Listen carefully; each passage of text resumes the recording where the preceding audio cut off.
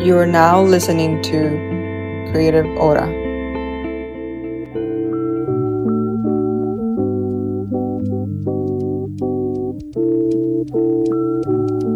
Hi everyone, welcome to Creative Hora. I'm Dalia.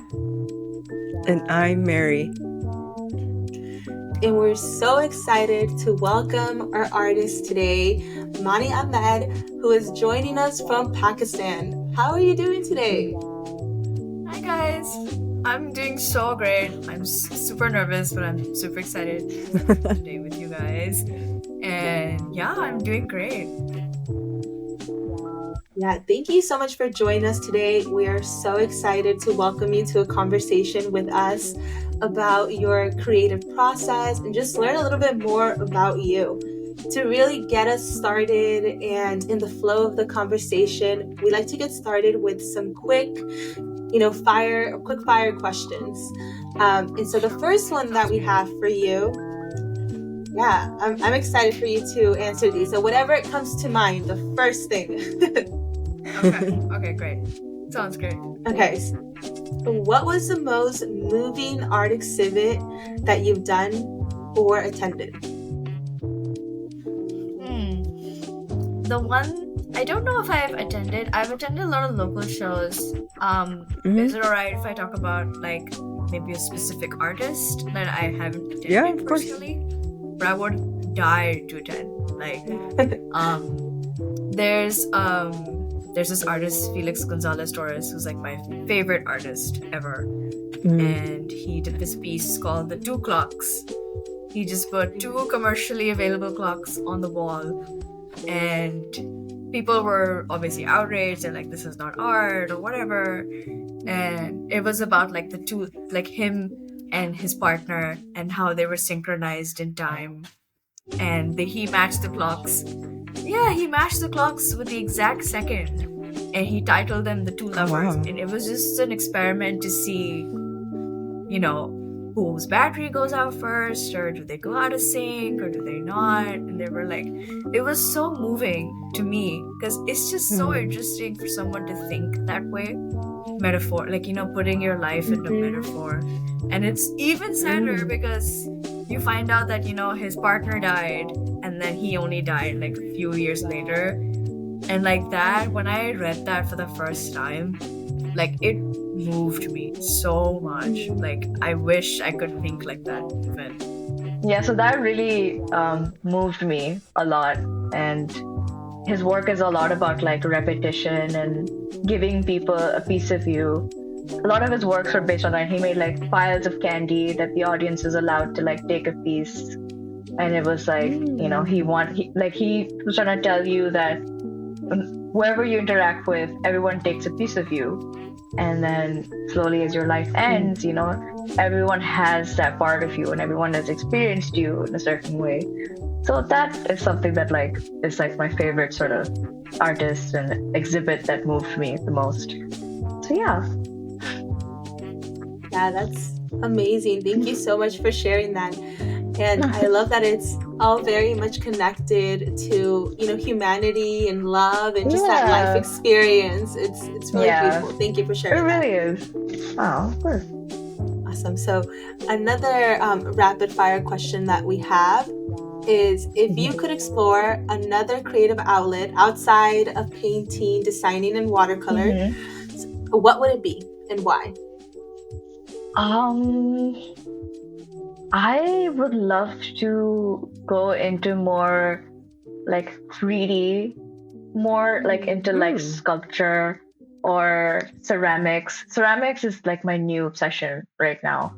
And I would love to do woodworking and like make my own chairs and tables and like make my own dressers and like because I'm obsessed with like furniture from like the mid-century modern furniture, like the Eames chair and like those mid-century modern like sofa sets and like convertible tables. Like I love that. And yeah, I'm like obsessed with these two things right now, even though I can't do any of them, but I like looking at it. So that's what I'm sort of obsessed with. Yeah. I mean, definitely very handy and very useful It'd be handy. creative outlet. Yeah. I know. Like Creating your imagine, own oh, I made furniture. a chair today. Yeah, right? No, that'd be great. So thanks for sharing that. So going back to younger Wani days, in terms of creativity and being this creative that you are now, what were those Yeah. first initial memories of being a creative, either through your fine arts methods now or even any first memories of your creative outlet? I was always exposed to like the art world, and people who were creative around me. My dad was someone who had Mm. friends who were artists, like pretty great artists Mm. in Pakistan. And, my dad used to take me to shows and exhibits, and he is sort of someone who's really enthusiastic about art himself. Not that he paints or anything, he appreciates it quite a lot. Mm-hmm. So I was brought up Mhm. from that and from, like enjoying the outdoors a lot. My dad used to go to like fishing and camping, and like he really instilled the idea of like appreciating like beauty around you in terms of work or Mm. nature or your surroundings or experiences. So I remember, like being super young, like teeny tiny, and he used to take me to like his friends' art shows. Mm. And my dad would make me like talk to his friends, and other people would be like, "Oh, do you want to be an artist?" And I didn't know it, but I was like, "Yeah, I want to be an artist," even though I had no idea what was gonna happen. I just kind of went like, you know what, this is cool. I want to do it too. So that's like my earliest sort of memory, and then I took it up Mhm. during school. And I think it's so precious when you're young, when you're just still making things and doing things just cause. And then I think things get a lot more Mhm. complicated as you're older. Mm-hmm. Um, so that was like a whole other thing. But yeah, that's like my earliest sort of memory of being creative. Just like sitting on the Mm. floor on doing, you know, crayons all day, and like me trying to get something right and then showing it to my dad, like, look, I made this tree that you showed me the other day, like this flower that we went and saw Wow. when we went fishing the other day. And yeah, I don't think I would be an artist if it wasn't for my dad, honestly speaking. Mm. So yeah, that's that. Yeah, that's so beautiful just to hear about the ways that, your dad impacted your artistic journey and really, Yeah. made sure that you were exploring that by going to Hmm. exhibits, talking to artists, and Hmm. most importantly, that you really looked at your lived experience in terms of your surroundings, even as a little Yeah. one, in your art. Yeah. So that's amazing. Thank you for sharing that. But you mentioned Okay. something that things became a little bit more complicated as you got older and you were Yeah. pursuing this on on an educational Hmm. level. Tell us more about that. What about, you know, pursuing this, in a higher level of education was more complicated? What were some of the things, some of the challenges there? Well, I mean, it's a tale as old as time, when you decide that, you want to be an artist in the future, if it doesn't feel like a hobby to you, especially coming from Mm, Pakistan, Mhm. it's a little difficult for people to digest that. And um, it does become difficult because then you're faced with so many options and you have to make so many decisions. Like as early as like O levels, like you have to decide your subjects, you have to give your GCSEs, and you decide what do you want to do. And it's so early on, and then you sort of internalize all of that from everybody else. Like I Mm. remember like my uncle, like my mom's brother, he came in from Canada, and my mom's family is full of like engineers and like people like that. Nobody is creative in that. So I had two sides of the coin. My mom's family was very practical. My grandfather was Mm. an mm, economics professor, and my nanny was a doctor, Mm. and everybody had all these questions like, what are you going to do? What's going to happen? And I was really upset about it because when I went did art in like school, I did very well, but I was an okay kid. Like I got like B's, maybe an A, the occasional C. Like my parents were super like like obsessed with like getting good grades. They just want like, as long as you're not failing and not getting embarrassing grades, you're fine, you know.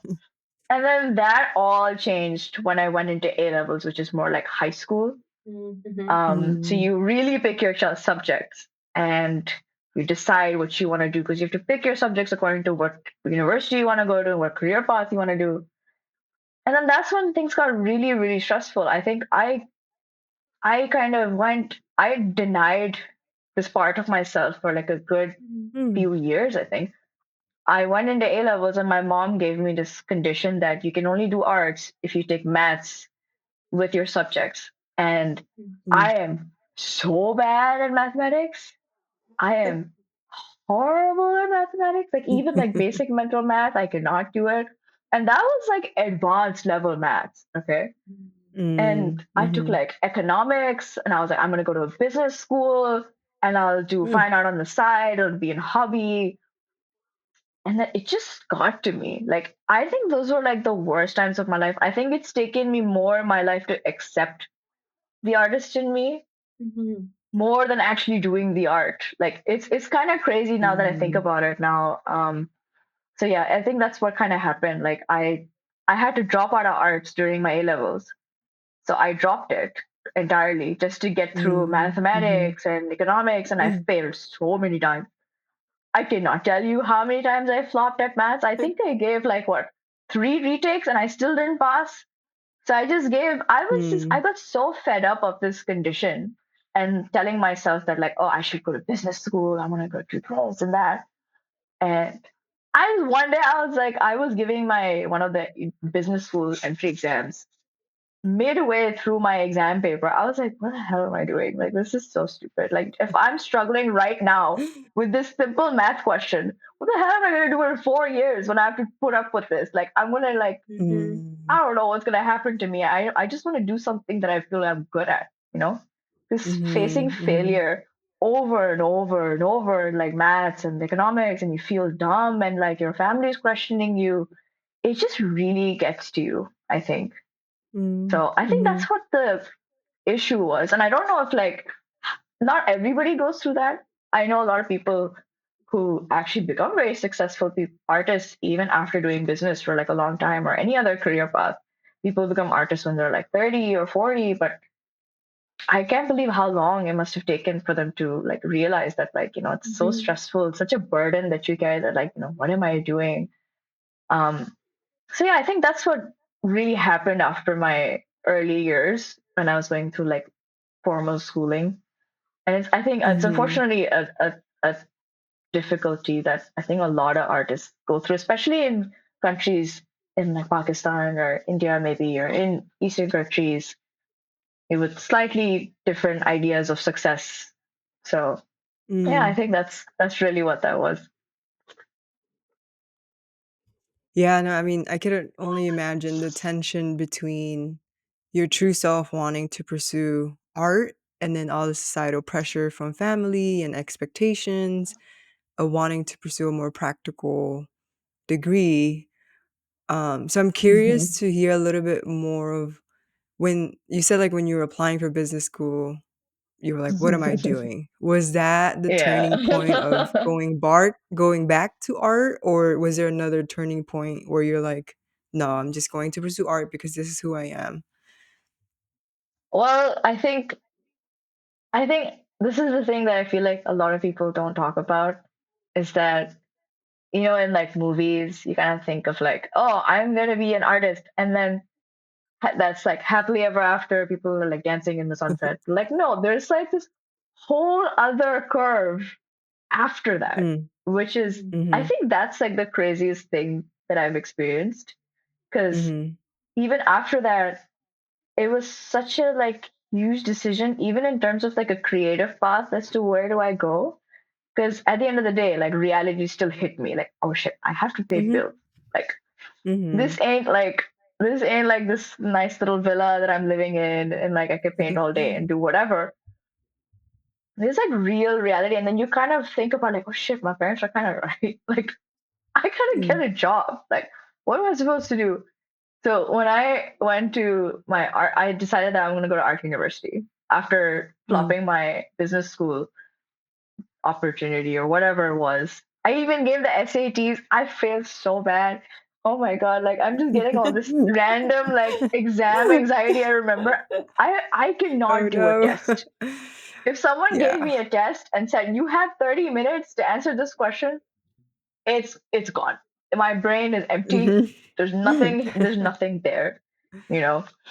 Um so yeah, I think it's crazy because then when I decided, okay, what degree do I want to do? I'm in art school now.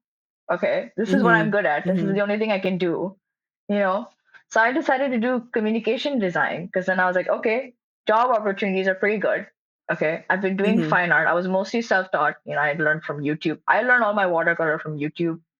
I didn't Mhm. take Oh any wow. formal training for it.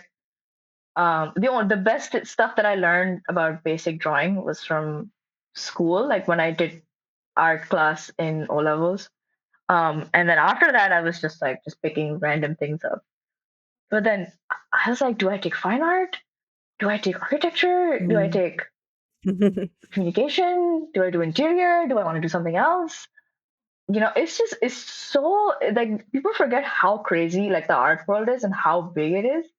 And like at the end of the day, you gotta do stuff that will get you a job, like something that you can Mhm. help yourself, support your family, if it, even that was like such a huge deal.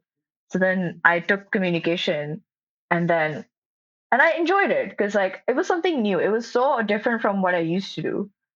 I did enjoy it, but then COVID happened, and then we Mm. basically did like 3 semesters online. Yeah. Um, and that's why I keep like bringing this up, that like it took me so long to realize that I want to do art even after an art school, because then I became Mm. like a marketing head at like a random finance company. Mm. It was so, because like the unfortunate part about being a graphic designer in Pakistan, I feel like, I mean, I know there's a lot of people like carving their own paths, and it's really incredible what they're doing. But it's either you're a freelancer or you work at a marketing agency. And the Mhm. Mm. second when I graduated from communication design, my mom and my dad were like, "Oh my god, you can get a really good job. So this is actually working out. That's great." You know? So whatever they thought about engineer and doctor or whatever just went out the window, and they were Yeah. like, "Oh, you do this now. This is great. You made great choices. You're a creative person. You're gonna go to an office 9 to 5. We support this. I love it." Okay? Mm. And you would think that's like the best case scenario until I Mhm. actually joined a marketing agency and I realized how crap that was. I'm sorry to anyone who works at a marketing agency. Oh no. But yeah, so it's like such a big curve after that. Even after graduating, it was so overwhelming. Do I want to do marketing? Do Mm. I want to do freelance? Do I want to do branding? Do I want Mm. to Mhm. do something more artistic? Do I want to go into film? Like, what's my identity? What am I known for? It Mm. got too much. Like it took me so long to even figure that part out. So Mm. I don't know, guys. Like, Yeah. No, I appreciate you being so honest and transparent about the difficulty in coming to terms with your, you know, defining your artistry. And what I Mhm. find mhm, so interesting in your response is that, even as you accepted that you were going to art school, there was still like so much in terms of career paths that you had mhm, to learn on your own and explore on your own. It actually reminds me of a conversation we had a few months back with one of the creators that joined, and she was coming up with an app to connect art mhm, students with folks that already have artistic careers, having like a stream of income. Because a lot of the mhm, challenges that you mentioned, that there is a struggle between like whether you're going to, most artists are freelancing and have multiple mhm. streams of income. And so, yeah, when it comes to young creators, we Yeah, have definitely heard that this is a challenge, and even just demystifying the art Mhm. world. And so I'm so yeah. curious, did you ever look at any artistic communities that offered advice or resources? I'm curious how you went about trying to navigate what career path you wanted to go down. And yeah, I would love to hear if there's any specific communities that really helped. make you feel empowered in that journey? This is such a like cliche answer. I think honestly, my friends were like the Mm, Mm, best sort of they were like the best people I could talk to about all of this. My mm, friends are also on the creative side. I have a friend who's like a filmmaker, I have a friend who's like an animator, I have a friend who's an architect, and like mm, and they all have like even as friends, we're all in like the creative field, and like mhm, our lives are so different, you know. And I think in Pakistan, like I sort of even though like my dad's had were great friends with like people who are like really big artists who are really like hotshot, they only exhibit abroad, you know, even they like you'd be surprised at like how unwilling people are mm, actually able to talk about even just from like a generational gap standpoint, mm, mhm, because mhm, everything's so new. Like it was a whole different time like back in the 80s and 90s, and it's so different now, and like we don't know. And I think the biggest struggle was I didn't have like a huge community to go to, because mm, I took communication. So the only like the one I sometimes I wish I had taken fine art, because when you go to fine art you meet like the faculty, and the faculty different, they connect you to galleries and they connect you to different things, and you get to talk to a bunch of people. So I missed out on all of that. I had mm. like no real like fine art connections in that way. But the one person who became my mentor, even though he didn't ask for it, like at all, I basically like chased him down. He's this mhm, he's this guy. His name is Tariq Kesser. His name is Tariq Alexander Kesser. He's an architect, Mm, and he is very passionate about the mangroves of Pakistan. And he does a lot of work for it. He makes films, he speaks at conferences, he writes books about them, he writes books about like wildlife and mangroves and the Karachi's ecology. And because of my mhm, upbringing with nature, I really connected to him, even though like I mm, was like a graphic designer and he's an architect. But he was a senior architect. Like he used to like grade like the architecture kids in my mhm, university. And I was on like a random boat trip with him. I didn't know him at the time, and I was talking to IVS about like my university about with him, with my friend, and he just like randomly came up to us and he was like, "Your craft is really important. You should learn your craft." And I was like, "Who's this guy? Like what? Like I'm like who is this guy? Like why is he talking to me like that?" And then I found out who he was. I was like, wow. "I need to talk to you. I'm coming to mm, your office." And he really helped me. Like mm, I cannot even begin to tell you like how much he guided me, and we Mhm, still work together, we still do projects together, and we I don't think you need to like speak to people who are necessarily artists in that way, like in that strong term of like, oh, you are a mhm, fine artist and I mhm, am a fine artist and we will talk.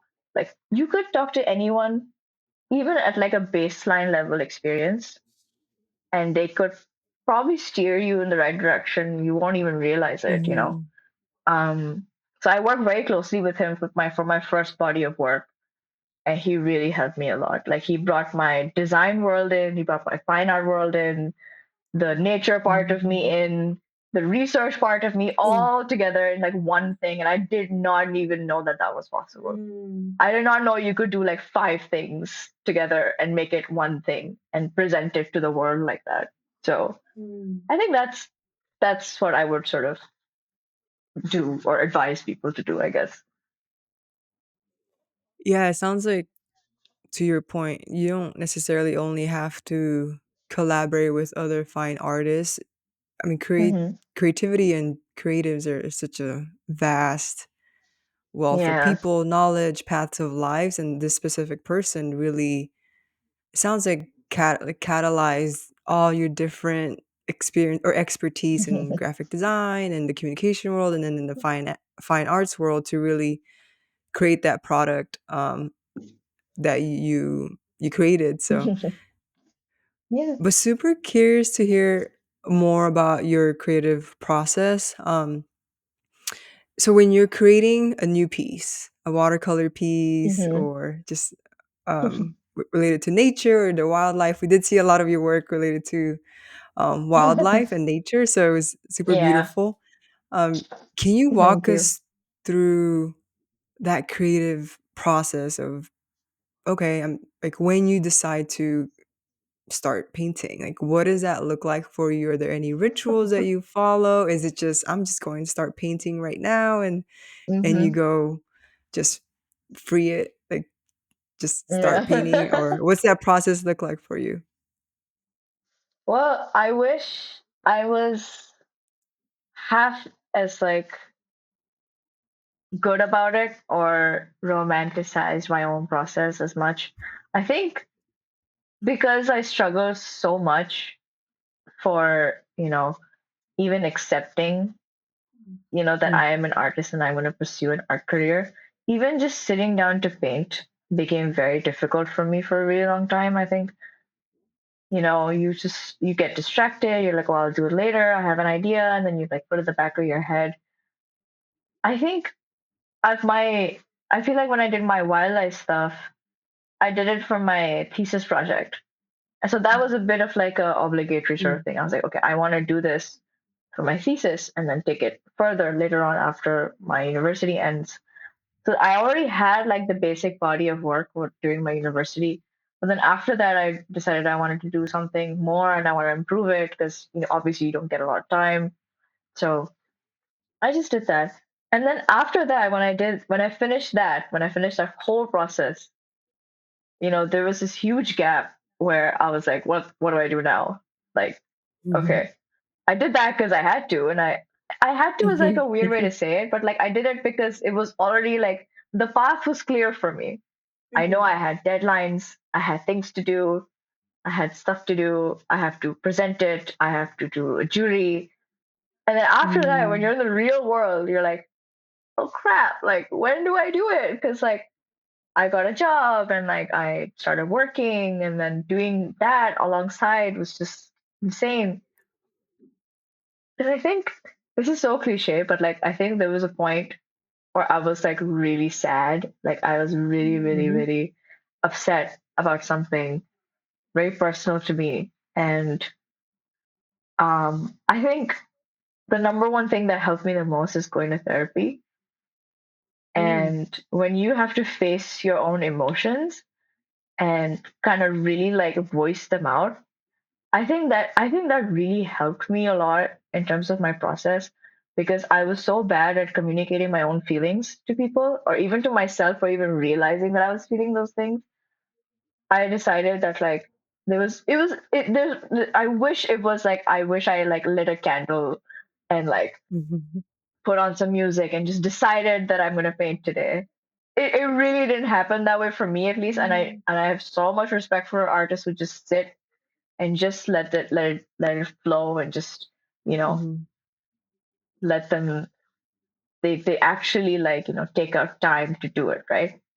But I remember like I was just sad, like unbelievably sad. I was in a lot of grief, and I just got up out of my bed and I was like, I need to get this out on paper right now. I feel like I'm mm. gonna go insane if I don't. And I literally opened my painter boxes. I'm sorry, painter boxes, my box of paint. And I just picked a color that described what I was feeling. Like I was feeling a lot of grief. And I was like, what does this grief color look like? Like what would it look like if I looked at this box of Mm, paints? What does it look like? What is the color that I want to pick? And I picked this cerulean blue color, like a really dark, deep mm, blue color. mhm, I was like, okay. And I sat there and I was like, okay, whatever this feeling is, where is it on my body? And I remember I was feeling a lot of grief and I felt it right in the middle of my chest. It felt heavy. I was like, mm, okay, so what does that look like if I tried to like close my eyes and I just try to see it? I was like, it looks like there's like a depth to it. Like it's not like a singular thing, you know? And then I just sat and I just painted a few circles that Since and I love watercolor because it's so translucent, you can create so much depth with it. I felt like I captured the depth that I was feeling, you know. And then I just did it. And then after that, I just went like every time I felt sad, I picked up the same color. I just did whatever I felt like. This one time I was feeling anxious. And I was like, okay, what does anxiety look like to me? Like in this color, like what does it feel like? What does it feel like? And I was like, it feels kind of like, like something's crawling on your skin. It feels kind of like spiky and uneasy, So I was like, okay, so then what technique shows me that? Like what technique of watercolor Wow. can give off the same feeling that I'm feeling. So when I was feeling really, really anxious, I used this technique that I learned way back from YouTube. Was I put salt on watercolor, so it creates this really interesting pattern on it. Wow. And I was like, oh yeah, that's kind of what it feels like when I look at it. It can honestly just be simple as that, but it really came from like a place of like I needed to release something. I needed to release something out of my body because that's all I knew how to do. Like, everybody has their own coping mechanisms and how they can explain things to people and what they do. So I think that's just kind of when I realized when I did that for myself. I think that was like a really big pivotal point where I was like, okay, I know that I want to be an artist. Because at my lowest, when I felt the absolute lowest version of myself, I picked up a box of paints and I just did something with it, you know? And that was like the biggest, like, it wasn't even the wildlife. I'll be really honest with you. It wasn't even the plants. It wasn't the book. It was none of that. It was when I picked up that freaking tube of blue paint. I was like, yeah, I know that this is something that I need to see out in my future.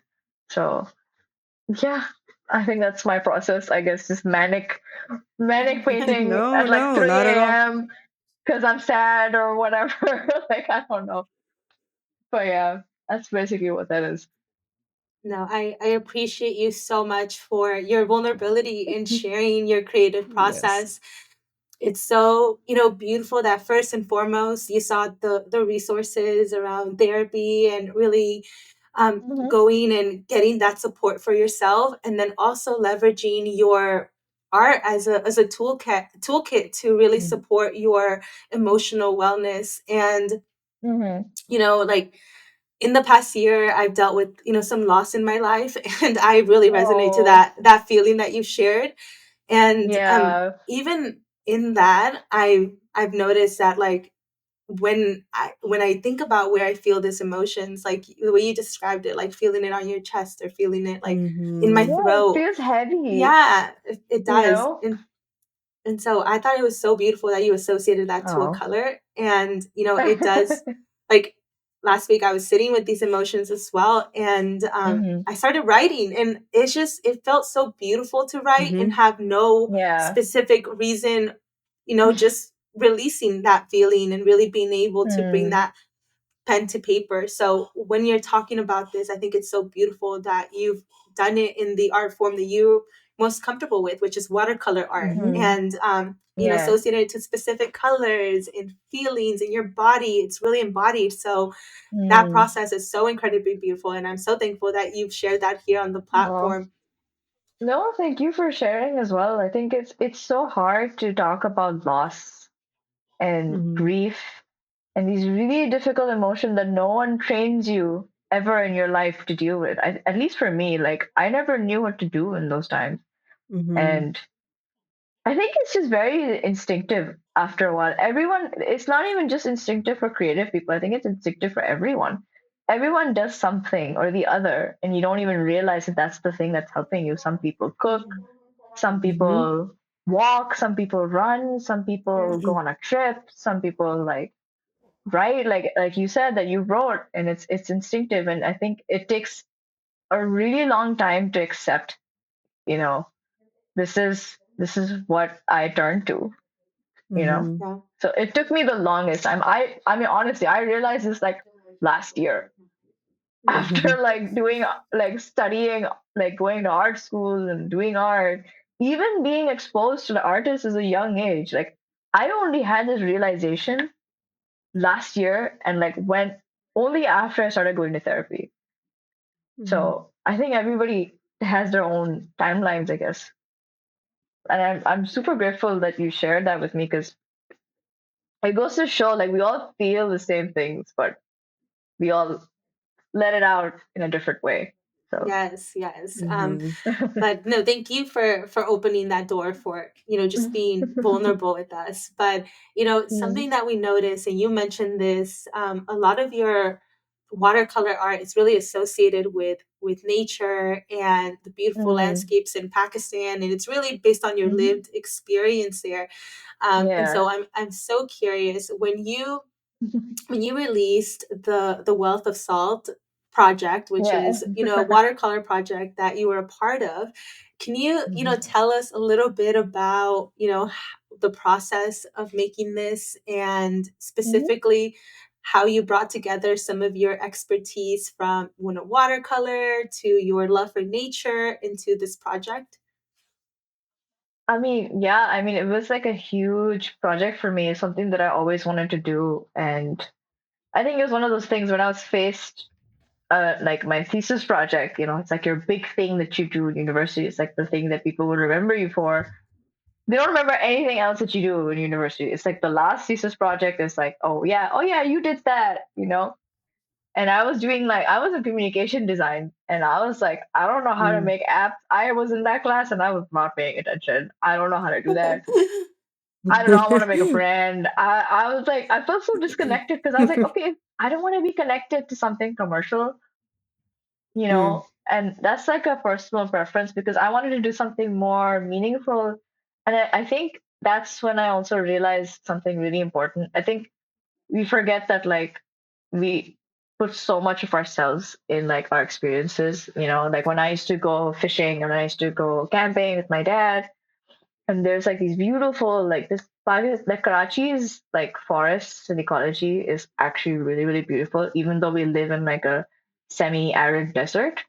um the mangroves, the forests, the rivers, the ocean, like the Mm, ocean is such a huge part of where I live. And Mm. when I was growing up, like I remember this very specific memory. Like I used to go to this place called Jampir. So it's this place, Jampir, is a village in Sindh. And it's called Jampir because Jam is basically, it was basically a masjid, like for Muslim people. And Pir was a Mm. mandir for Hindu people. And that place was no, it was called Mm. Jampir because it was literally like a connected like mosque and mandir for people.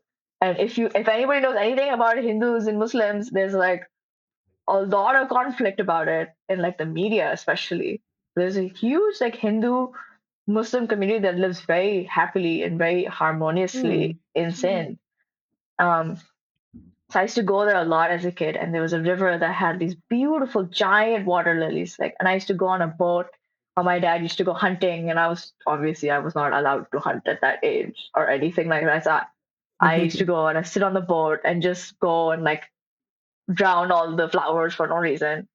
And then every time I would go back, every time I went back, the forest and things were getting cut down more. mm, And mm, over the years, I kept seeing those places that I cherished so much were just being eradicated.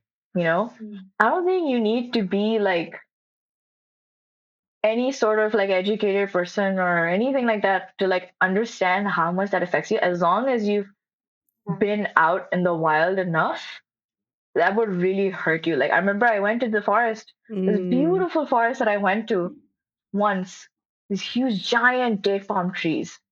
And then I went the next year, and that whole forest was gone. It was just land. And I don't think I felt more alienated than I did at that point. I felt mm, so alien. Mm. I felt that grief that I felt, which was so hard to communicate at that point. And then that's when I realized this is a really important thing for me, because it's kind of like Mhm. people are just eradicating my childhood. Like this was my life. Um, Mhm. and then when I met Tarek Kesser, I think he also we connected on that. He spent his life in the mangroves. He went every Sunday on the boat the mangroves, and they were getting chopped off. Even after putting Mm. all the laws and everything, he fought for laws, he fought for protection, and people still do it because the law isn't enforced properly. And we both connected on this shared level of grief that we felt for like our memories being cut up. Mm. So I think Mhm. that's where my work started. I wanted to record everything because I don't. Here's my thing. I don't think there's like a bad guy in this scenario. When I really thought about it, you tend to get angry, like, oh, why are people cutting down trees? This is wrong. Of course, it's wrong. People wouldn't do it if they didn't need to, right? And the reason why I feel like in the city that I'm in, we're very far removed from nature, especially our local Mm. ecology, because we're like a main city people. So like our idea of like, oh, we just go to the beach on the weekends with our friends.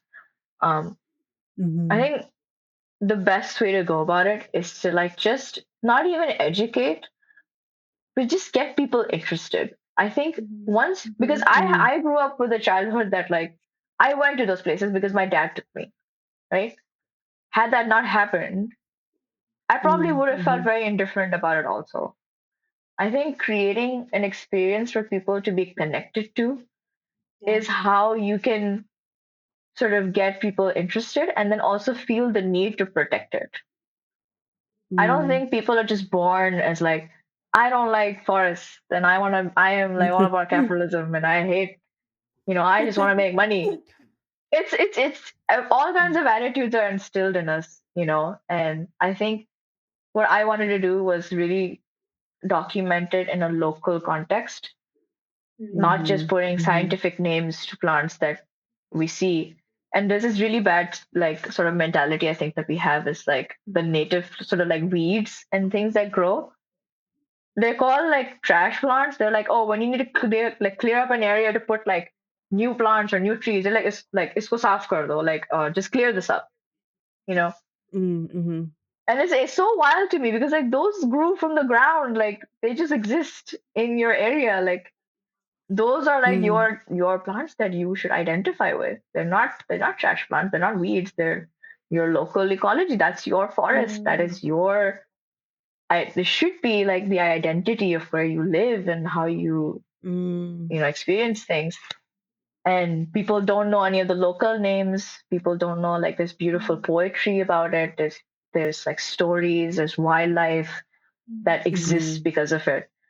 So I think people became so far removed that like I wanted to do that. I wanted to bring it back. I Mm. wanted to put it Mm. in a visual, poetic way. I Mhm. wanted to get all the local anecdotes. I wanted to get the local Sindhi names.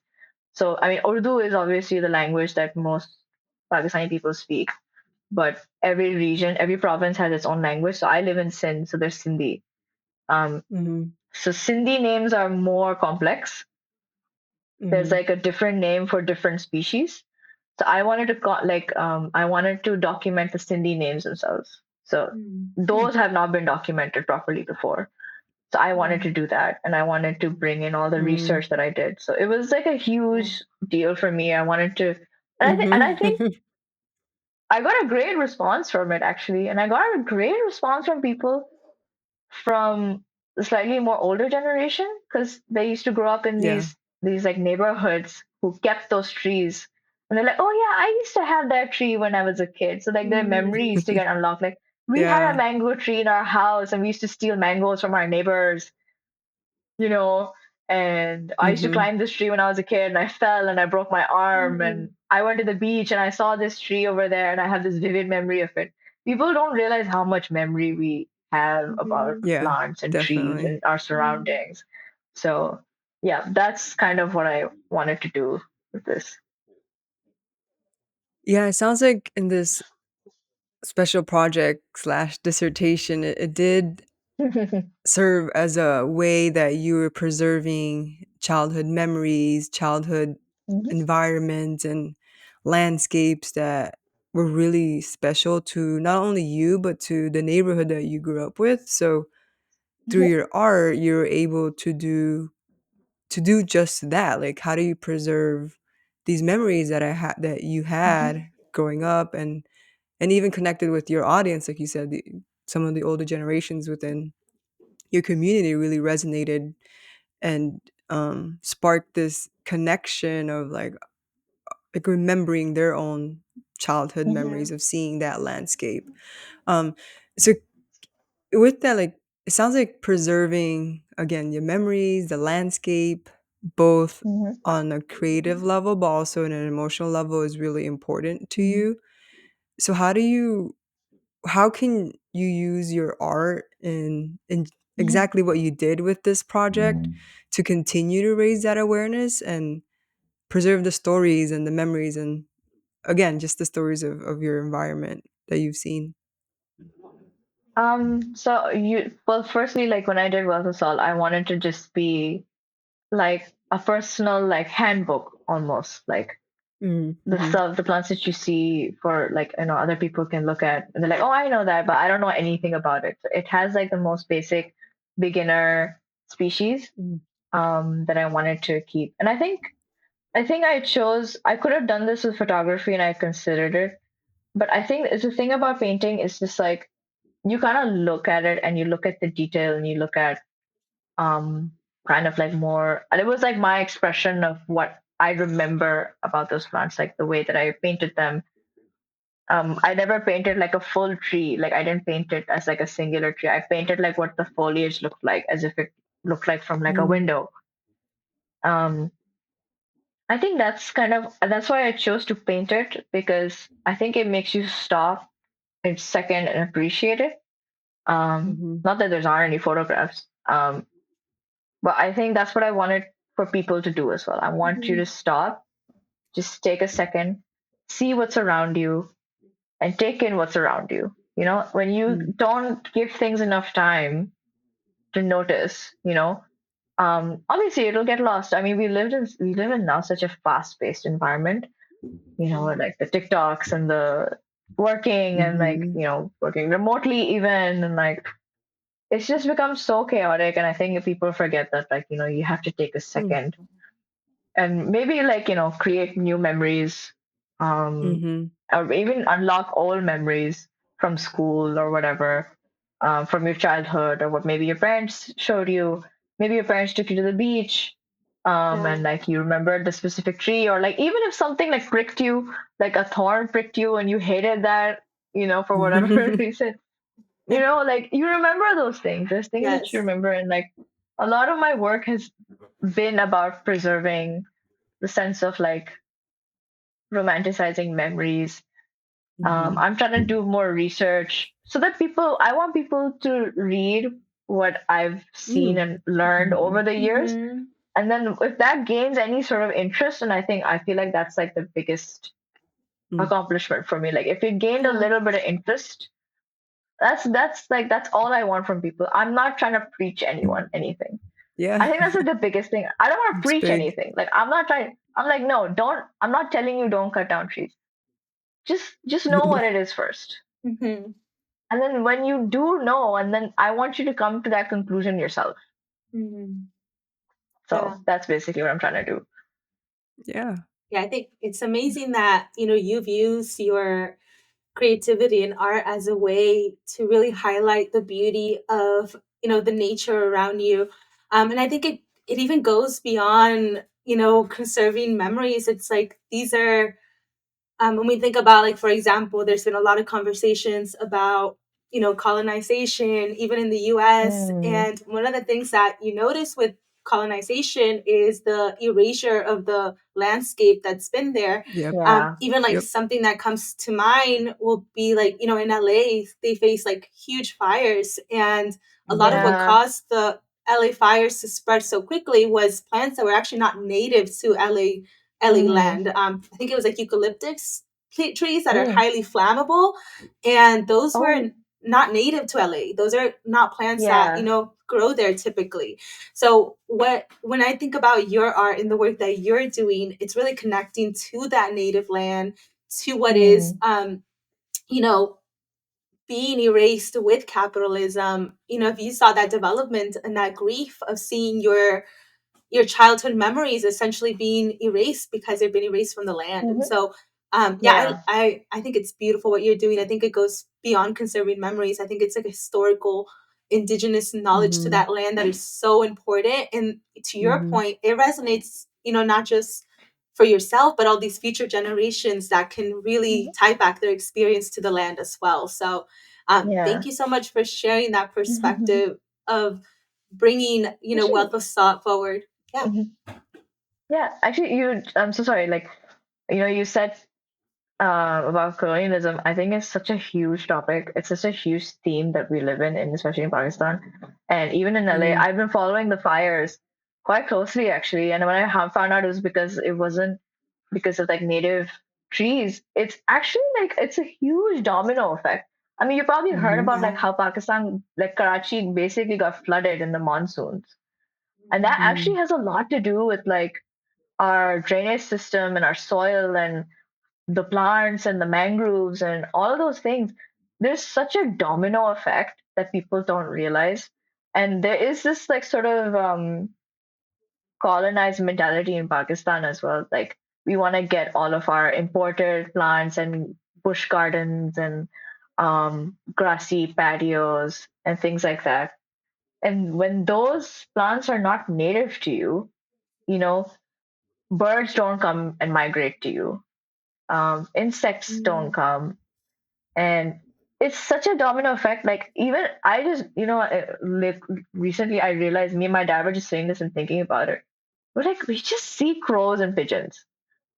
Mm. It's so crazy because like there's actually birds that migrate in the year who come for those specific trees and those specific fruits. And you just don't see them anymore, you know. And it's such a huge domino effect. Even with the LA fires, I'm pretty sure like um since it's not native, LA is still like quite a it's like desert land, right? You need this desert plants that are actually capable of being in Yeah. that type of heat and that Yeah. like, so that's why they're not flammable. Cactuses are not flammable, Mhm. bushes and thorn plants, they're not flammable. They're actually suited for that area. So I think it is that really horrible. I think it's quite a unfortunate mentality of people living in Karachi, especially in like the upper class, where they have these giant gardens of like tropical trees and plants. When we don't get water, by the way, like in the area that I live, you have to get water tankers get into your house Mm. because we don't get like a water line. There's no water there, so you have to pay like unrealistic amounts of money to get water into your house. And then imagine getting water tankers for your plants that are not native to you, so you have to buy extra water for those gardens. It's a little whack, Mm. you know. Um, I think that's I was actually like I think when you said like this colonial mentality, I think that just reminded me like it's kind of it's almost dystopian. Like Yeah. you're living Mhm. in a desert Yeah. and yet you're buying water tankers to water your gardens with all of these like exotic trees which serve no purpose and are so expensive to maintain. Like grass gardens are so expensive to maintain. You need so much water, and you barely because people in Pakistan who barely have water like to function, even like the most developed areas of Karachi. So yeah. Yeah, definitely. It's so tied, yeah, to this mentality of having to, have more or, take more from the Yep. land than it already giving us. Hmm. But it's been so lovely to hear about your perspective, as an artist in Pakistan, really highlighting the beauty of the biodiversity there. And so I'm so curious because at the beginning of our conversation, you chatted a little bit about some of the challenges that you had, Hmm. accepting that you were an artist and really, feeling confident in expressing that. So I'm curious if you had any advice for other young creators that may be struggling with accepting their artistry or, feeling a bit lost in that journey. What piece of advice would you share with these young creators? Um, I think the number one piece of advice I would give to younger creators, especially this new generation of artists that are coming in. The art world is so mysterious, and there's a lot of class barriers, which I also realized when I thought that, like, I'm gonna be an artist and I'm gonna do my first show. There's so many barriers, especially surprisingly in Karachi. There's like a huge class factor. Only if you know who and you know them and like all this stuff, but you have to pay, and you have to sometimes you have to pay for even sending your work to even be considered, and a lot of people can't afford that. The number one advice that I've also gathered, and what I would give to younger creators, is to carve your own way, in the sense that make your own process and find alternate routes and make your own connections. Like, you don't have to know who's who and actually be that connected. Even we have a lot of like opportunities in front of us, and we can only see them once we've accepted who we are and the fact that we want to pursue what we want to pursue. And I also think that you don't have to pursue art full time. I know things can be difficult. I myself don't. I still work. I work remotely now, and I work. I do have to pay my bills. I do have to support my family. I don't think you have to choose that way. I think there's a solution, and you have to carve your own solution. There's no right way to be an artist. There's no wrong way to be an artist. There's no timeline for being an artist. It's never too late. I had to learn that the hard way, because I started so late. Like, I studied, I worked for 3 years, and I was like, what am I doing? And people have this realization a lot later. And then even when I decided that I'm going to be an artist, I was like, okay, so galleries don't care about this new artist who didn't even study fine art, which is fair, I guess. Like, galleries are expensive, and they want people who are taken seriously, who have serious bodies of work, who've accumulated work over a long period of time. And then what do? What if you don't have those contacts because you didn't go to art school? Your dad is not a socialite, or your mom's not a socialite, you're not connected. I think what I did personally, I would say to every person out there who has access to the internet, go online, go on Instagram, go on Facebook, search for residencies, search for open calls internationally, search for any resource online, and just put yourself out there. Email people, apply to things. Do not worry about it. It's okay if you get rejections. Send it shamelessly and make your own solutions. Because when I got like so blocked off from like all these galleries and things, I was like, this is so expensive. Like, galleries are taking like 30%, 40% commission. It's crazy. Like, it's crazy. Like, imagine you work so hard for a body of work, and then 40% is gone. Which I understand, like, why galleries charge that, but at the same time, I don't think it's a fair percentage. I'm sure you're bringing in people, you're bringing in an audience. You're never guaranteed if they're gonna buy it. And it's so important. I think it's better to like take your own solutions, email people from places, and just have conversations with people. I emailed, out of like a complete fluke, I emailed this artist in Switzerland who had like botanical work that I really resonated with. And I was like, I've sent out like maybe 100 grant emails and 100 residency emails. I've been rejected like 98 of them. Okay, it's fine. She probably won't respond to me. That's also fine. She actually responded, and we ended up having weekly, like, monthly calls, and just discussing our art practice and her process. And she was curious about Pakistan, and I was curious about her because she did a lot of photography work and botanical work, and we actually ended up talking again. It's like, it's really great. I don't think you need to rely on these institutions. I don't think you need to rely on galleries. I don't think you need to rely on people. You could start Instagram. Instagram has become such a huge thing. You could make reels of your art. You could do online shows. You can do international open calls. I think another like big piece of advice I would give to creators who are applying is, firstly, when I say don't apply to institutions, I even mean not even just on the internet. I would say grab a bunch of friends, and do a group show in any location. It does not have to be a gallery. It does not, it could honestly be anywhere. My first show was a private show at Tariq Kesser's studio, his architecture studio. And we just called friends, family, people, and I posted it online, and I actually got like more responses and more buyers when I posted the show, and then people saw that, and then people bought the paintings.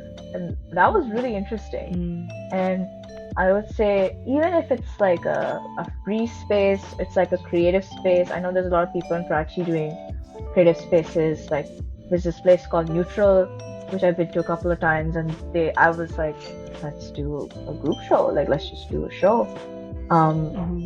I don't think people should hesitate. And the one other piece of advice I would give to young creators is learn how to write a good proposal, and learn how to write, or even just compile your work in a good way. And there's a lot of great resources online. I think it's something you can research, so that at least your work is presented properly and it's done in a way that people can get the point, get who you are, what you're about, not make it too long, and on like a good international level if you want your work to be recognized internationally.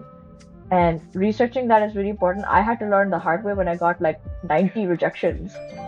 And one Italian gallery said, "We actually really like your work, you're selected for the catalog." And that was when I realized, okay, I did something right with this proposal. So then I looked at my proposal and I said, okay, this was more concise. This was more on the topic of, what I was going for. And it also matched with the gallery's theme. The themes are important. It's not, yeah, so you kind of have to see, okay, what grants am I applying for? What residency am I applying for? Does it relate to my work? Will it appeal to the people who are going to be reviewing my work, or what the standard is? So I think you have to be your own company, I guess, like your own brand. You have to be self-sustaining, not just work-wise. Like you could make like 100 paintings. If you don't put yourself out there the right way, people might not be able to catch you. It doesn't matter how much work you do, no matter how hard you try to be successful. If you do want to be successful, I think you have to take a step back. First, come up with the work that you want to show to the world, okay? And make a good body of work that you say, okay, this is the work that I do for experimenting and for myself and for, getting my flow in. And this is the body of work that I want to do to show to the world. So when you decide that this is the kind of work I want to show the world, I want to put it out there for the public, I will make these many paintings. You do have to make like a certain body of work. Like sometimes galleries ask for like 20, 15 paintings. You have to fill up the space, especially for like a solo show, right? You have to have a proposal. You have to get your point across. You have to think about what you're presenting to your audience, or what your audience wants to feel, or what you want to make them to feel, or what you want to put out, right? So I think you need to have a specific mentality for that, and you need to have a specific mentality of what you're creating. Not every work can be an exhibition, and not exhibition, not every and not every work is different. So yeah, I would suggest, being self-reliant, making your own opportunities, making your own connections, using the resources that you have. You don't need this perception of the art world makes you think. Like you need to know who's who, Right. need to be in this gallery or whatever. Like you really, especially nowadays, you do not need that, honestly. So Yeah, no, these are definitely very good, just key tips that you've gone through yourself and experienced, but also things that young creatives should be on the lookout for in terms of creating their own brand and not being shy about just cold outreaching and paving the path to your way. So thank you for sharing those tips.